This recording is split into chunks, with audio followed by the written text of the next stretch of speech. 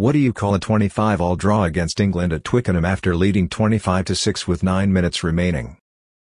A bit yuck, was All Blacks skipper Sam Whitelock's immediate reaction. We'll certainly be more disappointed than them, was head coach Ian Foster's.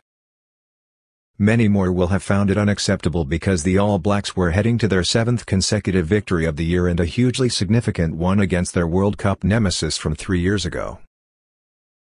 They lost 2 on the trot at the end of last year, but snatching a draw from the jaws of victory at the end of this didn't immediately hint at huge progress under Foster, regardless of how well they played for 70 minutes this morning. England coach Eddie Jones said his team were pulverized in the first half, and that appeared a good description. The All Blacks, powerful, direct, inventive, should have been up by more than 17-3 at halftime after Dalton Papali'i's superb intercept try and Cody Taylor's line-out drive special. Rieko Ioane thought he had scored only for it to be rubbed out due to a neck roll on England skipper Owen Farrell, but it all went to pieces in the second half. Even despite an excellent 75 metres try by Ioane after a Beauden Barrett cross kick and a Barrett dropped goal which pushed the All Blacks to a comfortable-looking 19-point lead. Barrett's yellow card shortly after partly explains the defensive array in which the All Blacks found themselves, but overall their meltdown has blighted what was otherwise a good Northern tour at the end of a difficult year. It also brought back memories of the All Blacks throwing away an 18-point lead against Australia and bled a slow one in Melbourne, a test in which Foster's men were ultimately saved by referee Mathieu Reynal's largesse. The Frenchman forced himself into the limelight again at Twickenham, handing out 28 penalties and 2 free kicks, split evenly between the teams, and officiated with apparent accuracy but little empathy for the players or game.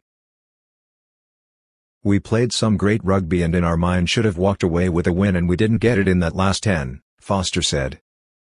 Upon reflection, I love the way we played for large parts of the game.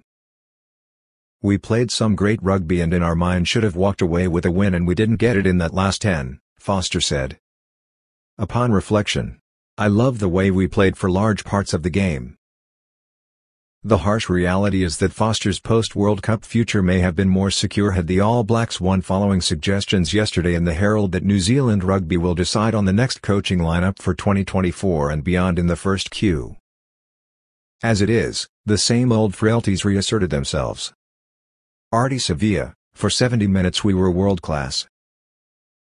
Eddie Jones, I can't recall a New Zealand side playing as well as they did in the first half, aggressive, sharp around the ruck, good attacking kicks, and we just had to hang in there.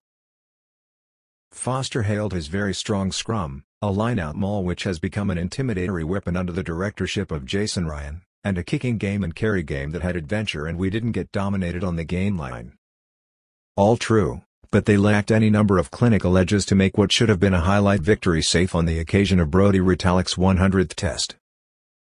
A major talking point will be the decision by replacement halfback TJ Perenara to kick the ball straight to an Englishman in the final 2 minutes as the All Blacks defended a 7-point lead.